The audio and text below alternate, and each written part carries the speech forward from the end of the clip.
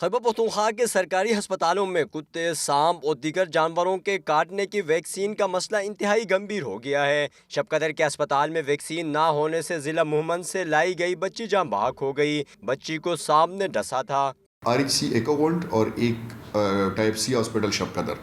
اب بدقسمتی سے یہ لوگ اس کو شب قدر لے آئے اور RHC نہیں لے گئے، حالانکہ RHC چھوٹا ہاسپٹل ہوتا ہے، لیکن وہاں پر ہم نے پتہ کیا یہ ویکسینز اویلیبل تھے، شب قدر میں یہ اویلیبل نہیں تھے۔ محکمہ صحت خیبر پختونخوا کا موقف ہے کہ اینٹی ریبیز اور دیگر ویکسین مارکیٹ میں عدم دستیاب ہیں۔ شارٹیج ہے، عالمی مارکیٹ میں شارٹیج ہے، جس کی وجہ سے اور ڈریپ کے ساتھ چونکہ یہ رجسٹرڈ نہیں ہے تو دیٹس وائی کبھی کبھار اس کی کمی بیشی ہو جاتی ہے، لیکن ایز سچ اس طرح نہیں ہے کہ ہم اس کو خرید ہی نہیں سکتے، لیکن اگر ایک چیز اویلیبل ہوگی بازار میں تو ڈیفینیٹلی ہم خرید سکتے ہیں، کوئی مسئلہ نہیں ہے۔ سیکٹری ہیلتھ نے بتایا کہ تمام اسپتالوں کو ہنگامی بنیادوں پر ویکسین کی دستیابی یقینی بنانے کی ہدایت کی ہے۔ کیمرہ مین کاشان ارشد کے ساتھ سراج الدین، ڈون نیوز، پشاور۔